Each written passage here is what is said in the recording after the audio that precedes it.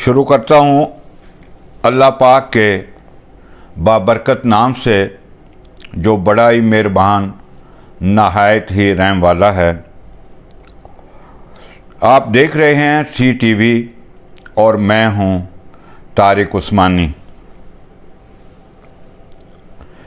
दोस्तों, हालिया दिनों में मैंने प्लास्टिक के लोग और इंसान की मौत, खुद एहतसाबी, सिराते मुस्तकीम है, बर्दाश्त, बुज़दिली नहीं है, सब्र क्या है, और इसके अलावा शक व शुबा इंसानियत की मौत है जैसे वेलाग बनाए हैं। ये सारे के सारे वेलाग मैंने अपनी उन तहरीरों से इंतखाब किए हैं जो मैंने इस्लाह मुआशरा और समाज की बुनियादी तरबियत के हवाले से लिखी थी। गुज़श्ता 2-3 रोज़ से मेरे चंद दोस्तों ने मुझे मशवरा दिया कि आप अपने वेलाग में कोई मिर्च मसाला डालें, तब आपके वेलाग देखे जाएंगे। एक दोस्त ने कहा कि आजकल इस्लाह अवाल से मुतल्लक लोग कम ही वेलाग देखते हैं। अपनी इन वीडियोस में कोई सियासी हलचल पैदा करें, सियासत का तड़का लगाएं, फिर आपके व्यूज़ और सब्सक्राइबर बढ़ेंगे। एक मोहब्बत करने वाले ने तो मुझे फीडबैक देते हुए कहा कि आपकी तहरीरें तो अच्छी हैं, लेकिन आजकल के दौर में ऐसी वीडियो कम ही देखी जाती हैं। आजकल तो सियासी पेशीन गोइयाँ चलती हैं, शोर शराबे को पसंद किया जाता है। आपने वेलाग में कोई गर्मा गर्मी दिखाएं। आपने तो इंतहाई संजीदा मौज़ूआत पर गुफ्तगू करना शुरू कर दी है। मैं अपने देखने और सुनने वाले दोस्तों को बताता चलूं कि मैं जो भी अपनी तहरीरें और मौज़ूआत आपके लिए मुंतखब करता हूं, वो खालिस्तान इस्लाह मुआशरा के लिए हैं। समाज में फैली ख़तरनाक बीमारियों की न सिर्फ इनमें निशानदेही कर रहा हूँ, बल्कि उसके हल के लिए अपनी हैसियत में इसका इलाज भी तजवीज़ कर रहा हूँ। मेरे मुखातब मेरे नौजवान हैं, मेरा मुखातब मेरा मुस्तकबिल है और मेरे मुखातब संजीदा लोग हैं, और मैं अपनी नौजवान नस्ल, अपने मुस्तकबिल से कतई तौर पे मायूस नहीं हूँ। हाँ, मैं अपनी आने वाली नस्लों के लिए फ़िक्रमंद ज़रूर हूँ। आज जिस राह पर हम चल रहे हैं, ये रास्ता तबाही और बर्बादी का है। हमें थोड़ी देर रुक कर ये ज़रूर सोचना चाहिए कि जो कुछ हम कर रहे हैं, जितना गंद और गलाजत इस समाज में डाल रहे हैं, क्या हम इस गंदगी और गलाजत के ढेर से किसी बेहतरी की तवक्को रख सकते हैं? क्या हम अपनी आने वाली नस्लों के लिए ये गलीज़ विरसा छोड़ कर जाएंगे? सोचिएगा ज़रूर। जो दोस्त अहबाब मेरी राय से मुत्तफ़िक हैं, इस्लाह मुआशरा की तड़प रखते हैं, वो CTV के साथ चलें, हमारा साथ दें। आज का हमारा टॉपिक गुस्से की आग और जलाद का सफ़र है। वीडियो की तरफ जाने से पहले जिन दोस्तों ने मेरा चैनल सब्सक्राइब नहीं किया, वो उसे सब्सक्राइब कर लें, लाइक करें और संजीदा दोस्तों में उसे शेयर ज़रूर करें। गुस्सा और जलाद का सबक आज का हमारा टॉपिक है। क्राइम रिपोर्टिंग के अयाम से अब तक दुनिया से मैंने जो भी ज़ाती तौर पर सबक लिया है, वो ये है कि इंसान के मनफी तर्ज़ फ़िक्र का अंजाम इंतहाई भयानक है। जिसने अपने हरीफ को कत्ल किया, बाद में वो खुद भी कत्ल कर दिया गया। दूसरे को मौत के गड्ढे में गिराने के बाद वो खुद भी लाजमी तौर पर मौत के गड्ढे में धकेल दिया गया।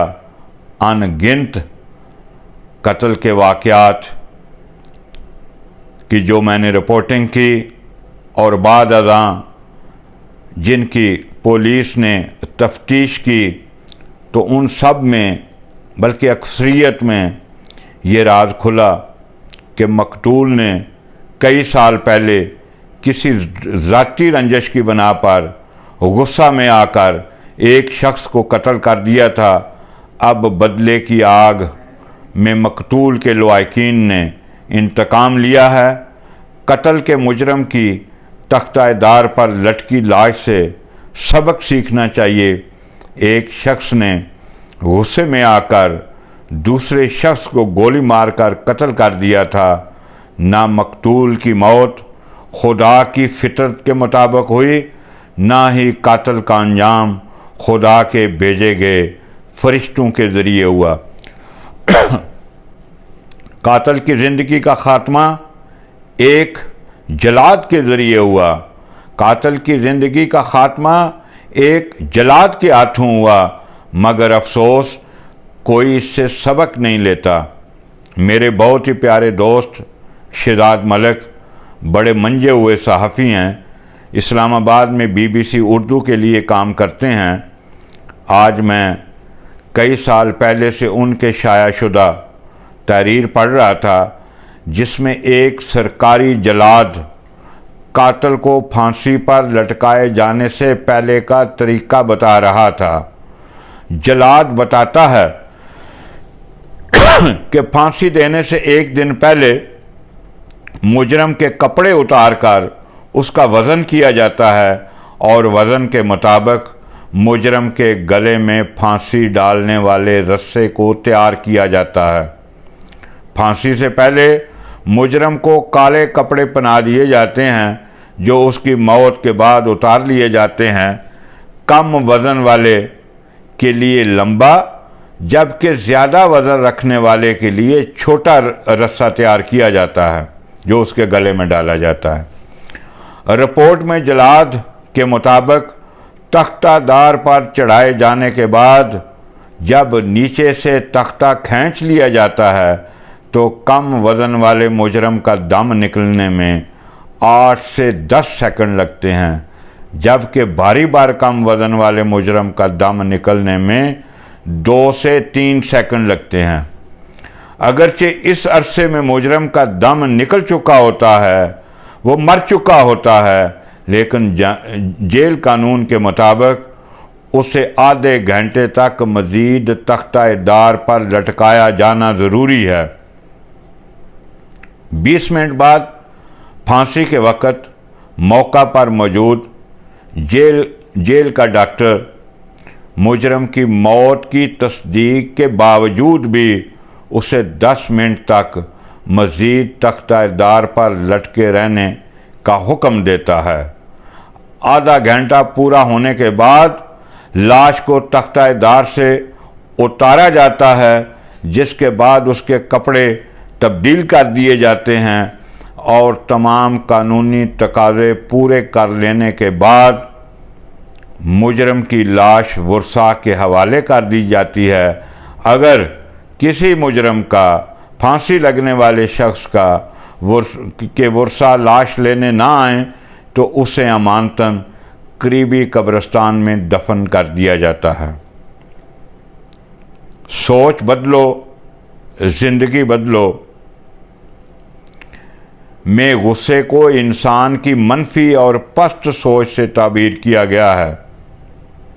इस किताब में कहा गया है, अगर तारीख़ इंसानी के तमाम वाक़यात को इकट्ठा किया जाए और देखा जाए कि जो काम बिगड़ा वो किस लिए बिगड़ा और जो काम बना वो किस लिए बना, इसका जवाब यकीनी तौर पर यह मिलेगा कि जो काम बिगड़े इन सब के पीछे गुस्सा और नफ़रत का अंसर पाया जाता था। जब किसी आदमी को गुस्सा आता है तो उसके अंदर इंतकाम और नफ़रत की आग भड़क उठती है, उसके अंदर मनफी नफ्सियात उभर आती है। इसका नतीजा ये होता है कि आदमी अपने फितरी ज़हन के तहत सोच नहीं पाता, वो गैर फितरी अंदाज में सोचता है और गैर फितरी फ़ैसले करता है। और ये एक मुसल्लम बात है कि फितरत के रास्ते से हटकर जो काम किया जाएगा उसका नाकाम होना यकीनी है। इसके बरक्स जब ऐसा हो कि आदमी को गुस्सा आए तो वो अपने आप को संभाल ले, वो अपनी अक्ल की सलाहियत को मोतदिल अंदाज में इस्तेमाल करे। ऐसा करने का नतीजा ये होता है कि आदमी की सोच फितरत के दायरे में रहती है। वो अपने अमल का जो मंसूबा बनाता है वो फितरत के असूल के मुताबिक होता है। इस बना पर फितरत का पूरा निज़ाम उसकी मुवाफ़क़त पर आ जाता है, और जिस आदमी को फितरत के निज़ाम की मुवाफ़क़त हासिल हो जाए उसकी कामयाबी इतनी यकीनी है जितना कि रात के बाद रोशन सुबह का आना। गुस्सा एक आग है, सब्र व तहम्मुल इस आग को बुझा देने वाला है। गुस्सा अगर ना रोका जाए तो वो नफ़रत और शिद्दत पैदा करता है, और नफ़रत और तशद्दुद एक ऐसी बुराई है जिससे ज़्यादा बुराई शायद और कोई नहीं। सब्र व तहम्मुल के ज़रिए आला इंसानी शख्सियत बनती है, और बेसब्री और अदम बर्दाश्त इंसान को इखलाक़ी पस्ती में गिरा देने वाली है। गुस्सा मनफी ज़हन पैदा करता है, और गुस्सा दिलाने के बावजूद गुस्सा ना होना मुस्बत ज़हन की तश्कील करता है। मुस्बत सोच आला इंसानियत की पहचान है, और मनफी सोच पस्त इंसानियत की पहचान। ये था आज का हमारा टॉपिक कि अगर इंसान गुस्से पे काबू नहीं पाएगा, वो सब्र व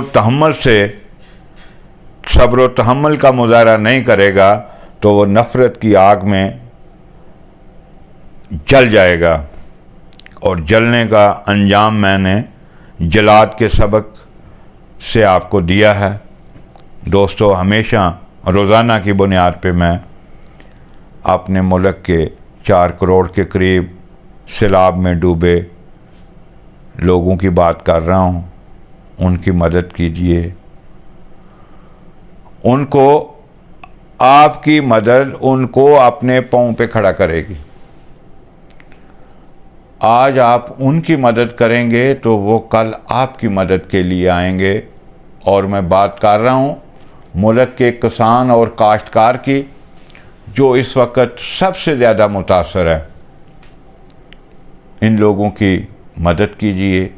किसान काश्तकार के बच्चे भूखे हैं, उसके पास साफ़ पानी नहीं है, उसकी मदद को आइए। और आज पाकिस्तान किसान इत्तेहाद का एक बहुत बड़ा क्राउड, सरकारी इदारों-शुमार में 20 से 25 हज़ार बताए जा रहे हैं, वो इस्लामाबाद की सड़कों पे बरसरे पुकार हैं, बरसरे एहतजाज हैं। प्राइम मिनिस्टर और हुकूमती मशीनरी से अपील करता हूँ कि अपने मुल्क के किसान की मदद कीजिए, उसके जायज़ मुतालबात को लाजमन पूरा करें।